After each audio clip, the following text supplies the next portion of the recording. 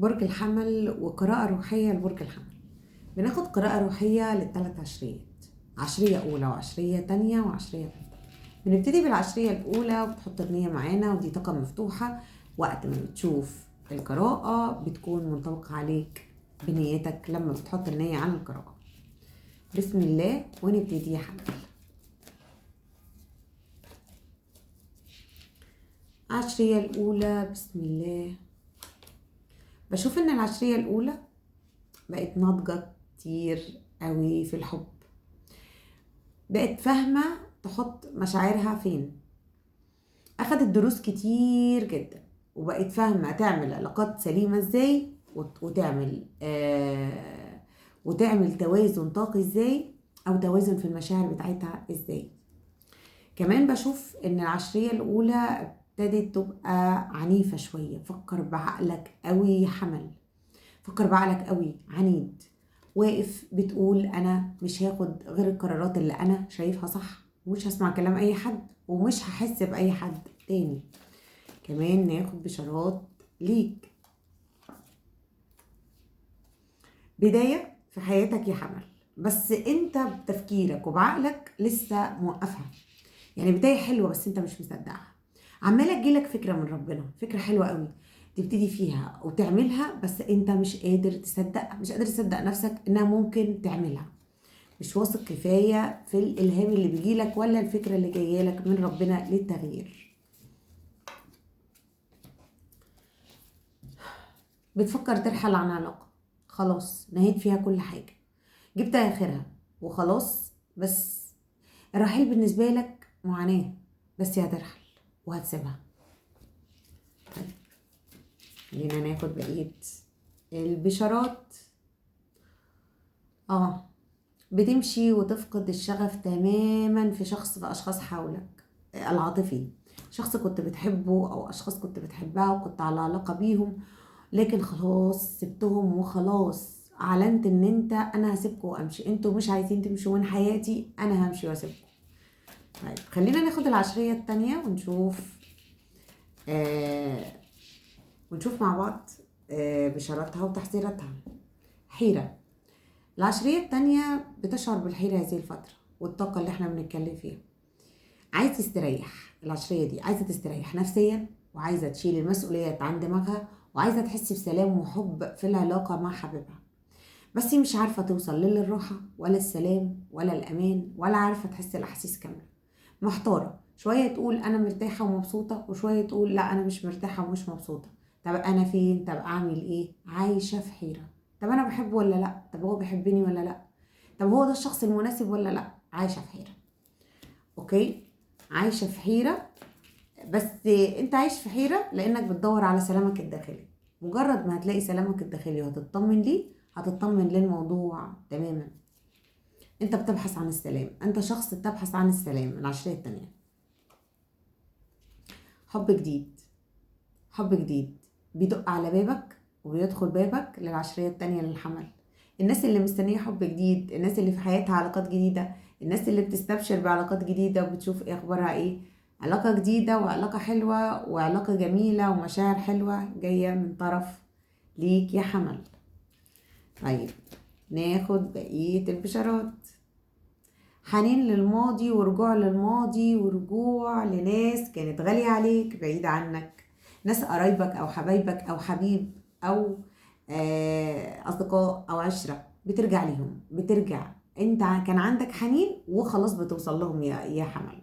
العشرية التانية بترجع لأحبائها وناس كانت بتحبها، أب أم كنا مسافرين، كنا في مكان، أصدقاء، عشرة زمان، أو حبيب، أو حبيب بترجع له تاني، كنت بتحن له بقالك فترة وكان نفسك ترجع له، ترجع له تاني وترجع له بسلام. اوكي ناخد بشراتك. خطوة للمال وخطوة حلوة بس تقيلة شوية ومحتاجة منك شوية شغل، محتاجة تشتغل عليها.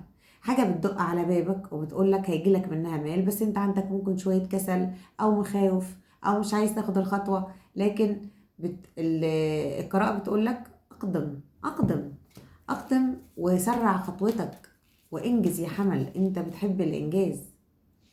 بشوف كمان ان في حب سريع، علاقة وجاية بسرعة، علاقة وجاية بسرعة، وعلاقة حلوة قوي، ممكن علاقة ارتباط، جواز، علاقة وهتتطور في حياة الحمل. مش هتبقى حب بس، هتبقى حب وعلاقة كاملة ما بين الحمل وما بين شخص بيحبه. علاقة العشرية التانية، علاقة وعلاقة ممكن توصل يا جواز يا علاقة كاملة، يا علاقة قوية شاملة الحب وشاملة العلاقة الجسدية، شاملة يعني هتكون داخلة بقوة في حياة الحمل. ممكن تكون جواز أو ارتباط أو حبيب بيقرب منك أو حد بيدق على بابك ومعجب بيك وعايز يتجوزك. طيب ناخد العشرية التالتة للحمل.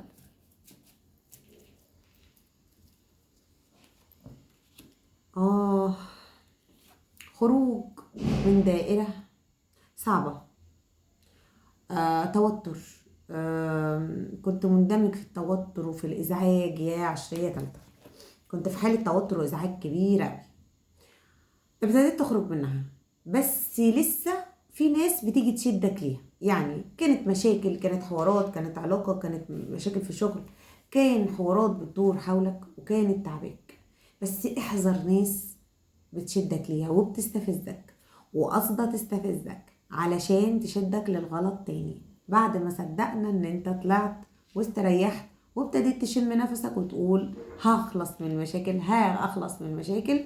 الناس دي بتشدك تاني، واحذر يا حمل. دي العشرية التالتة، وبناخد بشاراتها وتحذيراتها. بسم الله.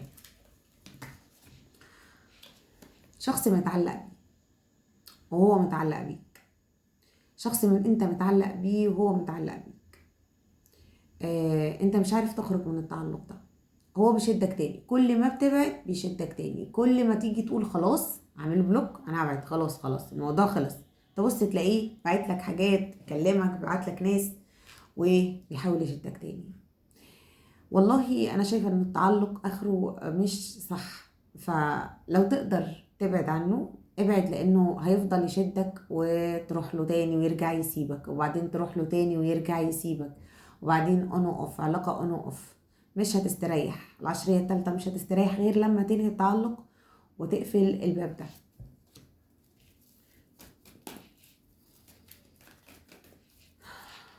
بشراتك، خطوه بتجري عليها، بس في عرقلة، والعرقلة جاية من داخلك انت، مخاوف كبيرة بتمنعك. خطوة حلوة قوي وإنها جميلة جدا، يعني انت نفسك عقلك مقتنع انها حلوة وبتقول انا هعملها وبحماس، لكن قلبك مش مطوعك وخايف ومرعوب منها. مرعوب. اعملها يا حمل. طاقتك حلوة، لو عملتها وانجزتها هتبقى لصالحك. طيب بسم الله، ناخد بشاراتك ونكمل العشرية التالتة. فرحة كبيرة في حياة الحمل، صحاب بيرجعوا لك، بتخرج معاهم، بتكلمهم، ناس، فرحة، مناسبة، خطوبة، فرحة كبيرة في حياتك، فرحة حلوة رومانسية بتجمع ما بينك وما بين أحبائك. بشارة حلوة، ودي بشارة جميلة، أنا بستبشر جدا بهذا الكارت، بحس ان دي فرحة كبيرة جاية لك، وتصالح مع امور ما، تصالح مع اشخاص، تصالح مع ناس، تصالح مع نفسك، مع حياتك، ويوديك لفرحة، لمناسبة، لجواز. بسم الله. وبداية حلوة للحمل.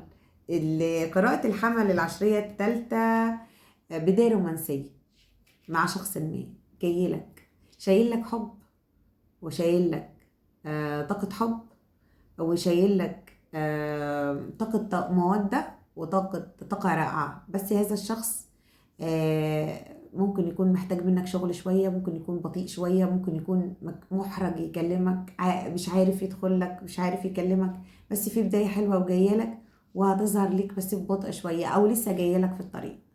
أبشر يا حمل، وقراءتك جميلة، والعشرية الأولى فيها بشارات حلوة، والعشرية التانية فيها بشارات حلوة، والعشرية التالتة فيها بشارات حلوة، والتخلص من التعلق أهم حاجة للعشرية التالتة، والتوازن للعشرية التانية للحب أو التفكير بعمق، والعشرية الأولى في اتزانها بس تبعد عن العند. دي كانت قراءتكم، إجابات كمان في قلب القراءة، ويا رب تكون عجبتكم. اللي محتاج قراءة خاصة يتواصل على الرقم الموجود على صندوق الوصف في القناة. وأهلا بكم، نورتوا قناة تارو الحكم. سلام.